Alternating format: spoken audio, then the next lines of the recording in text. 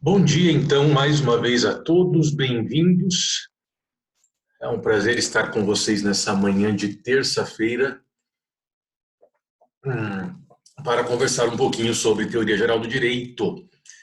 Pessoal, caso eu retome o conteúdo a partir de um momento que não seja o momento que nós terminamos na semana passada, eu peço que vocês me avisem, por favor. Como são várias turmas e de faculdades diferentes, talvez eu possa fazer alguma confusão. Mas, pelo que eu me recordo com vocês, nós terminamos tratando de alguns exemplos sobre aplicação ética, aplicação moral e direito, trabalhando com algumas questões práticas. Eu coloquei para vocês situações eh, que envolviam questões de nomeação de desembargador, trabalhando com a questão da filha do ministro Fux, também falando sobre a compra pelo STF, a licitação, né, pelo STF para aquisição de vinhos, lagostas e tal, para servir um jantar ou almoço de um certo nível, e questionamos a legalidade versus moralidade. Uma coisa é nós analisarmos, numa perspectiva legal, que determinado provimento, determinada conduta, ela é legal, no sentido de ser possível diante da lei. Outra coisa é nós analisarmos se a conduta que está sendo praticada, ela é moral.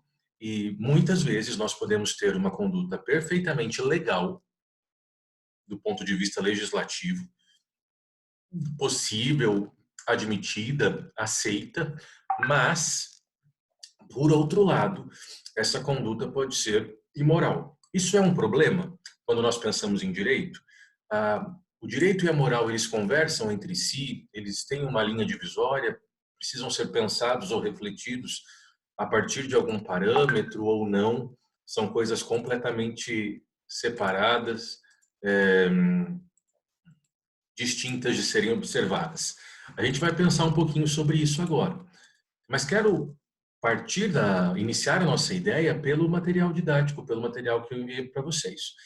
Vocês têm um material que está compartilhado com vocês aí, sobre que vai identificar moral, ética, direito e a conversa entre eles. Para a gente começar essa história, vamos entender o que significa, de fato, moral. Onde a moral entra num contexto de sociedade, quais são os seus pressupostos, os seus elementos e como identificá-la. Inicialmente, é importante nós pensarmos nas palavras a partir da sua essência, a partir do seu sentido primeiro ou do seu sentido primário. Moral vem de uma palavra em latim que é moralis, e moralis significa relativo aos costumes. Então nós temos uma primeira ideia do que pode ser compreendido enquanto moral. Falar de moral é falar de costume. E quando eu penso em costume, eu me refiro a comportamentos aceitos por determinados grupos sociais. A gente conversou sobre costumes quando falamos das fontes do direito. E aí nós dissemos o seguinte: costumes são condutas reiteradas que determinada sociedade pratica. Então, um costume ele é criado a partir do momento que uma pessoa ou um grupo de pessoas entende que aquele comportamento é adequado, aquela postura, aquela conduta é adequada, e a partir de então, isso se propaga, se espalha na sociedade, e além disso se espalhar na sociedade, as pessoas vão aderindo a essa conduta. Então, o costume, ele é identificado por uma repetição de condutas e por uma adesão social. Então, o costume ele está sempre atrelado a um grupo, a uma pluralidade de pessoas. E a moral tem esse mesmo sentido. Quando nós entendemos que a moral ela é relativa aos costumes, ou ela pode se equiparar a um costume, nós compreendemos que a moral é o conjunto de valores, é o conjunto de premissas, de ideias, tidas como adequadas para um determinado agrupamento de pessoas, para um determinado agrupamento social. Vamos para a segunda frase, eu vou te dar vários exemplos, fique tranquilo. A moral incorpora as regras que temos que seguir para viver em sociedade. Regras essas determinadas pela própria sociedade, Então aqui nós temos um ponto. Quem cria a moral? A moral é fruto de uma decisão da própria sociedade. A sociedade, ao se organizar, identifica quais são os valores ou parâmetros adequados para ela. Então a própria sociedade se autorregulamenta, verificando o que ela quer usar, o que ela entende como importante, como adequado, o que pode ser observado ou o que não é interessante de acontecer. Então, nós temos esses valores como muito importantes. A própria sociedade, assim como ela cria os costumes, ela também cria o conteúdo moral, que de alguma maneira a regulamenta. Porque nós somos regulamentados, e isso é fato, por regras de direito, mas também somos regulamentados por regras morais. E temos também que pensar em um outro parâmetro, um outro desdobramento. A moral representa, e aqui temos um resumo muito simples disso, o conjunto de valores de uma sociedade. Ah, bacana, moral é o conjunto de valores de uma sociedade. E normalmente nós temos uma consequência pelo descumprimento da regra moral. O descumprimento da regra moral, via de regra, traz uma consequência. E essa consequência não é necessariamente legal. Ela pode ser uma consequência social, uma consequência observada a nível da sociedade. Vamos entender isso a partir de exemplos, né? Então, eu comentei com você que a moral é o conjunto de valores, comportamentos, práticas que uma sociedade entende como adequado. Se eu pego uma sociedade muito grande, como é o caso do Brasil, o Brasil possui múltiplos conteúdos morais. E o que vai determinar esses múltiplos conteúdos morais? A multiplicidade de sociedades que nós temos dentro do nosso próprio país. Então, dependendo da região em que a pessoa vive, essa região possui valores morais próprios.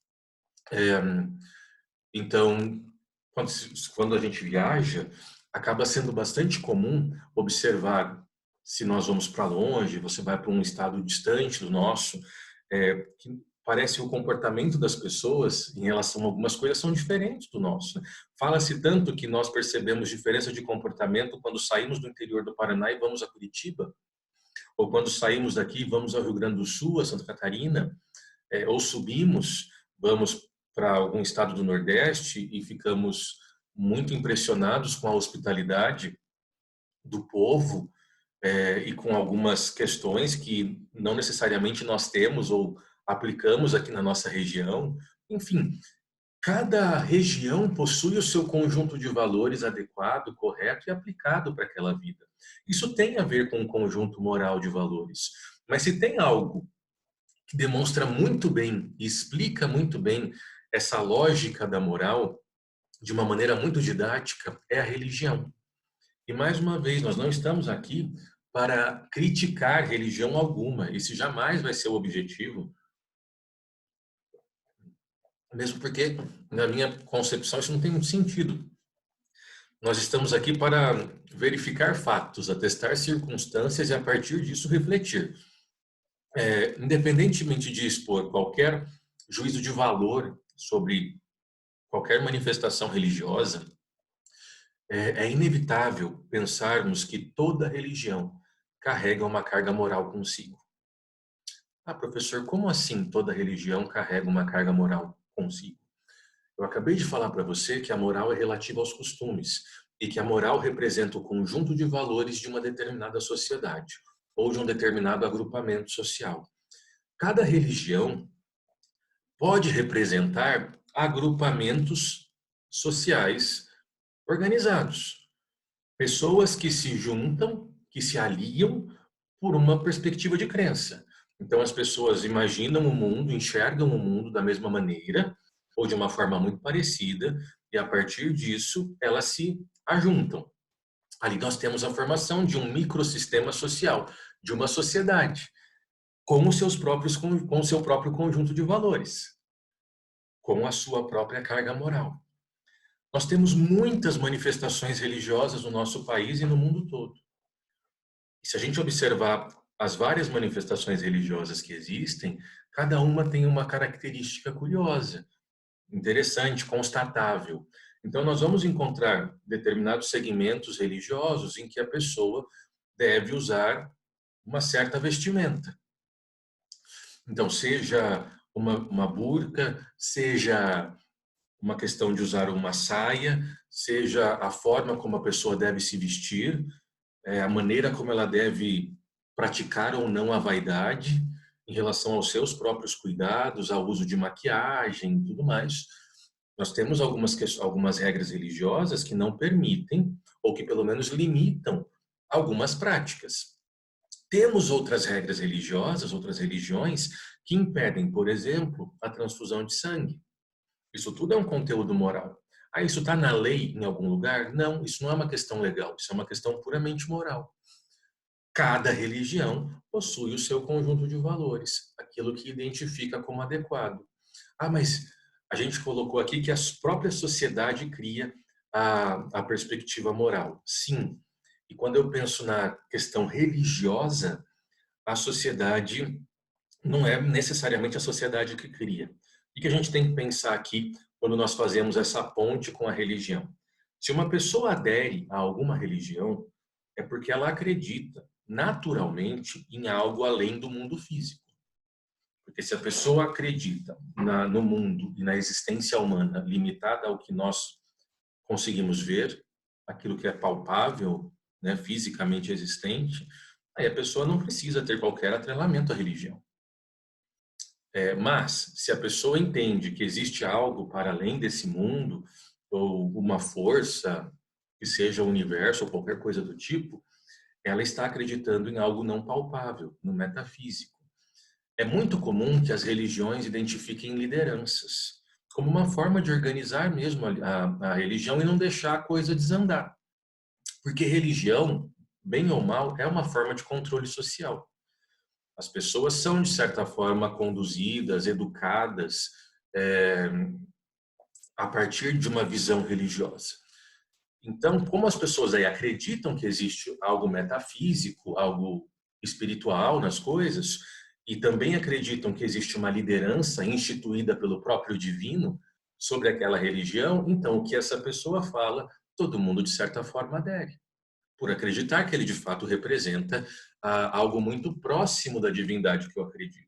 Então, para as pessoas que são católicas, é a sociedade católica, os membros da Igreja Católica que criam as regras morais? Não, mas acreditam, todos acreditam que as regras morais que de alguma forma orientam a Igreja Católica e que em alguns casos são transformadas em lei pelo direito canônico, é, elas são criadas pelo Papa e pela liderança que existe na Santa Sé, porque se entende que o Papa é o representante divino na Terra, o líder máximo da Igreja, e ninguém discute essa liderança. Assim como qualquer pessoa que tem ali algum tipo de filiação religiosa também acredita, compra a ideia do seu líder. É natural que seja dessa forma. Mas o que nós precisamos entender é que a moral, ela está sempre relacionada a um grupo social, ela está sempre relacionada a um conjunto de pessoas que vão reconhecer esses valores morais a partir do uso e a partir da aceitação de que aquele é o comportamento válido. E aqui eu quero puxar um gancho para você, para que a gente possa refletir. Você vai ler em muitas obras que moral, Leitinho, ela é marcada pela a adesão comportamental. Que nós identificamos a moralidade de determinado grupo pela prática reiterada, como eu venho falando até agora, como se fosse um costume. E que eu quero jogar para vocês, para a gente refletir, porque é sempre interessante nós pensarmos além. Será que a moral é sempre consequência de uma análise em que o indivíduo pratica e concorda com a prática dessa conduta? Por que eu digo isso? Porque eu não tenho dúvidas que faz parte da consciência moral majoritária do nosso país, e isso é moral porque deixou de ser crime há um bom tempo, a questão da fidelidade. Age de maneira moralmente correta a fidelidade, a quem é fiel. Então nós temos no Ocidente, né, um princípio chamado princípio da monogamia, é um princípio tipicamente ocidental, E, a princípio, as pessoas entendem. Quando eu falo pessoas, a gente está falando de maioria. Vivemos em uma democracia, governo da maioria sobre minoria, é assim que as coisas funcionam. Não é que todo mundo vai pensar igualzinho. Mas, de maneira geral, a partir de uma pesquisa, a, a moral indica que as pessoas devem ser fiéis. O comportamento moralmente aceito pela sociedade é um comportamento de fidelidade. Mas as pessoas, todas as pessoas que falam que o correto é ser fiel, são efetivamente fiéis?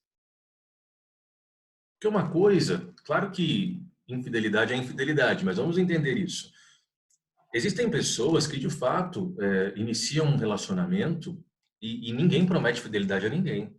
O que a gente chama de relacionamentos abertos e tal, é tudo às claras. E, na minha perspectiva, está tudo certo. São pessoas maiores, cada um conduz o seu relacionamento da maneira como bem entende.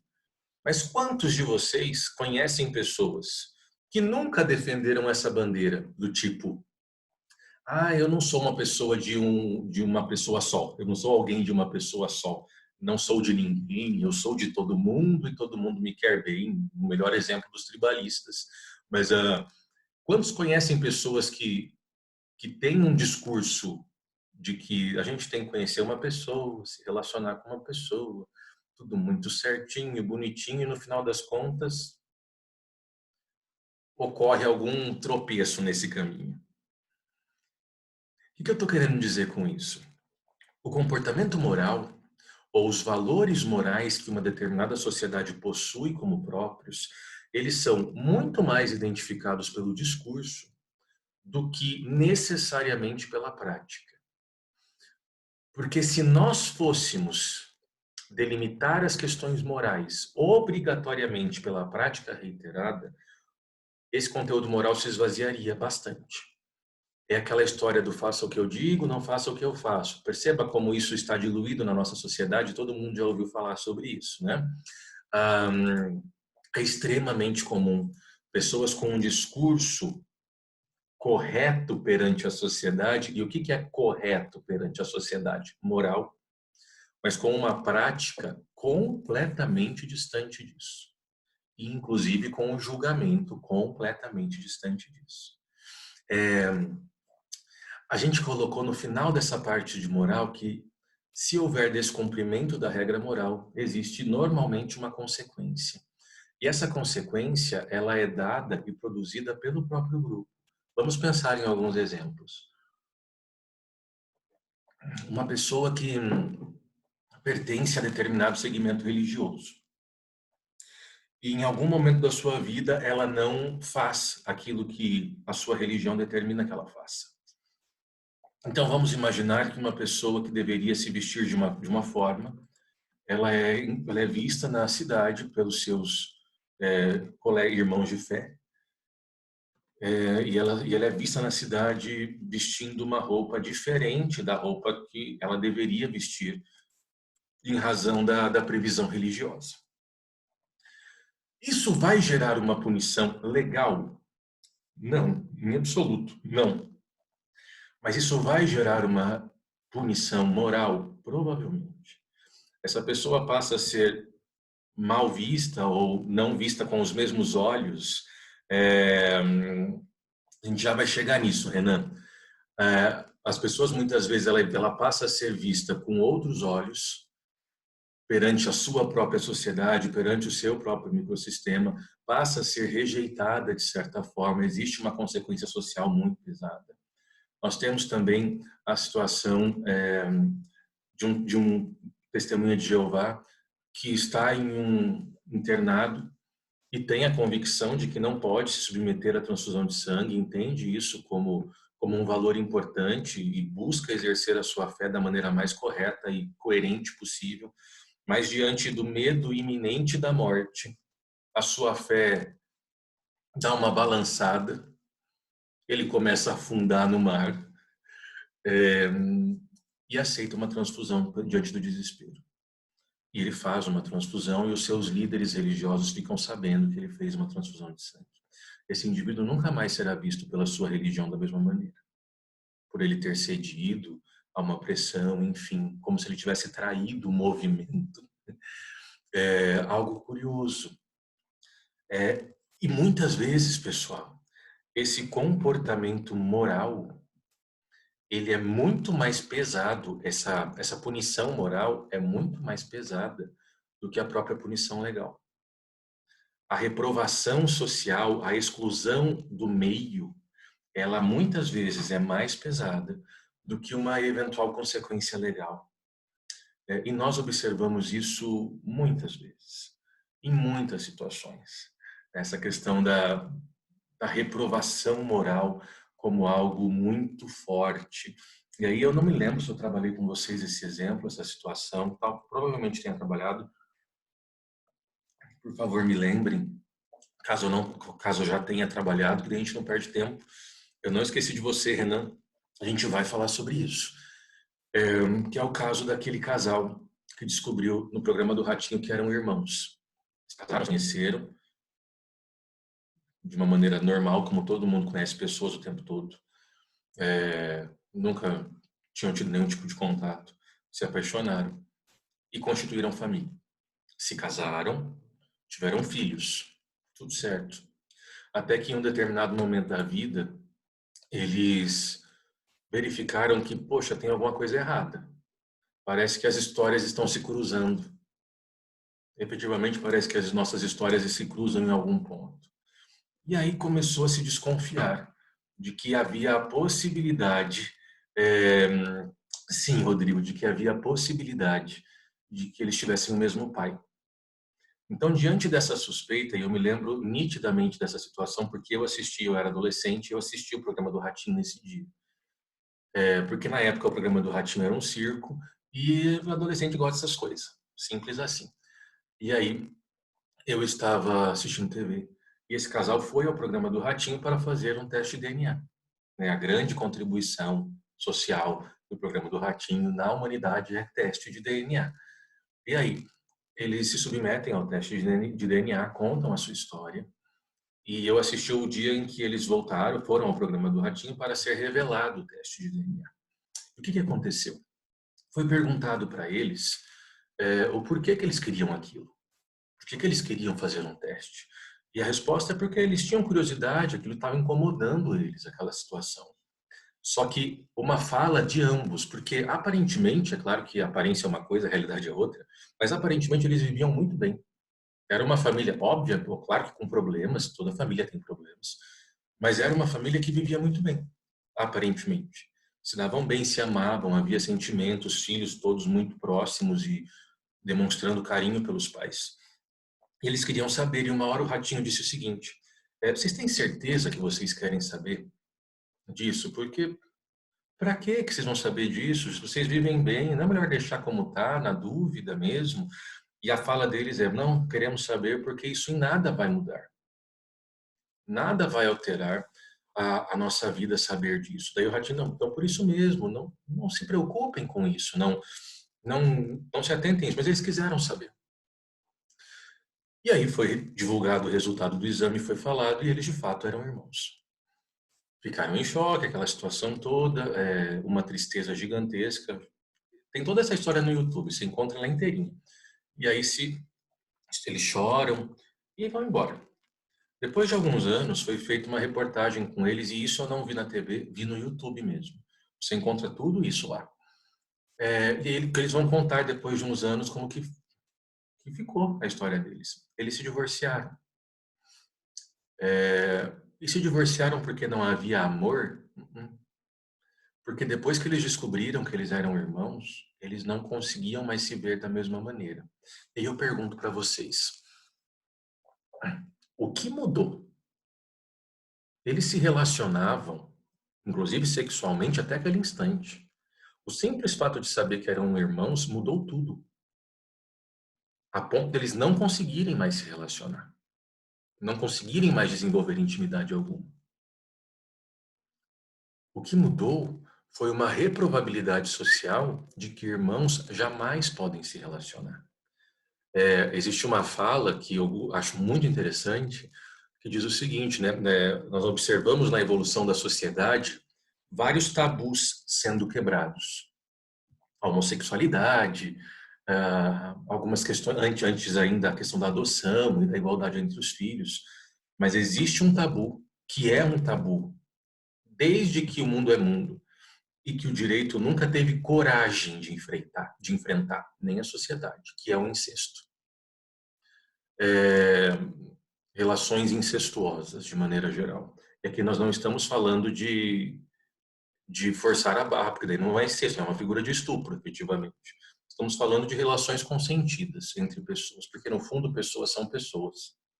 O que liga as pessoas, e aqui é uma reflexão pura, e eu tenho certeza que isso pode chocar muitas pessoas, mas as pessoas são ligadas por pessoas e pelas pessoas.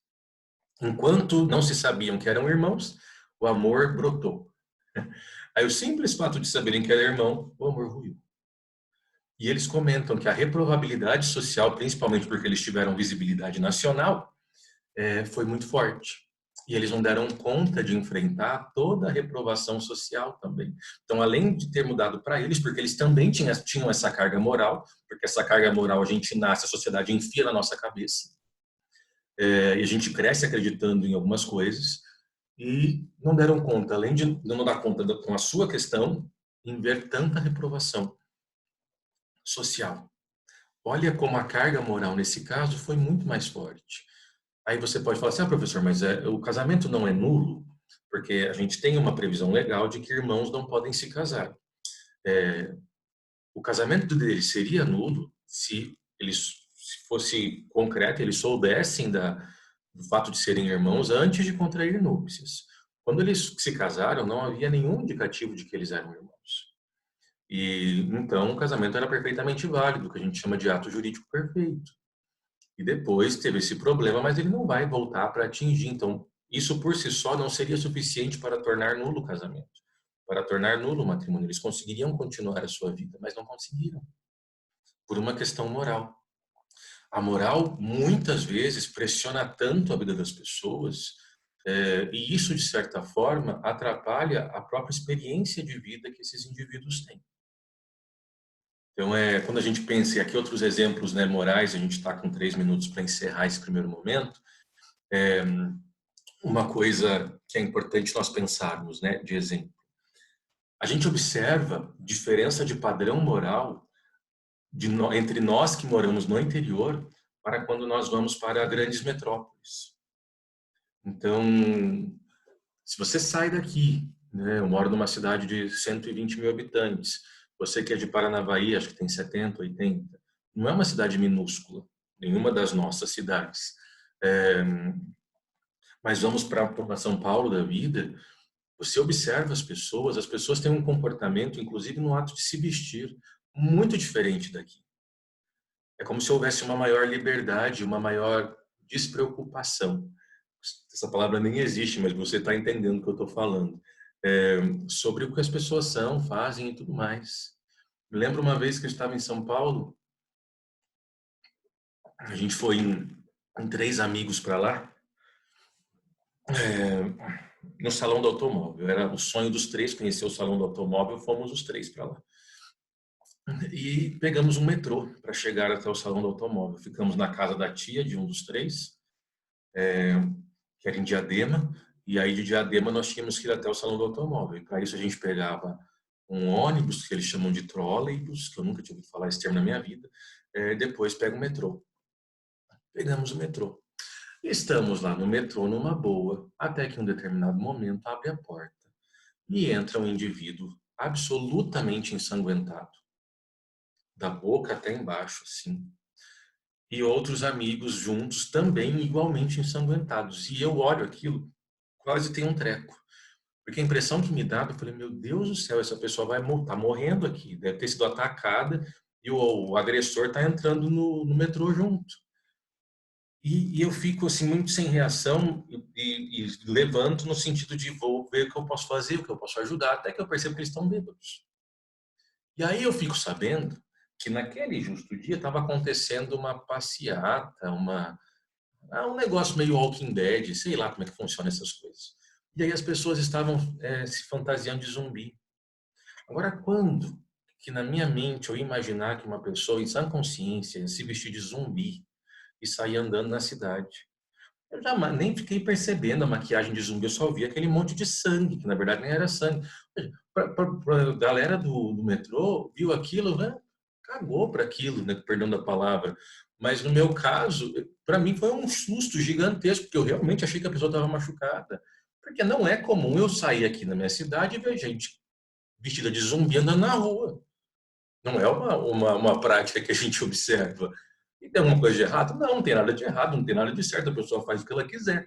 Mas a partir disso nós identificamos que esses comportamentos morais ou esses valores morais, eles podem ser ajustados. A gente vai voltar. Daqui a pouquinho, tenho menos de um minuto, preciso encerrar. Me dá um tempinho, eu vou mandar de novo o link do segundo momento para a gente não ter dificuldade para entrar. Até daqui a pouco. Abraço, pessoal.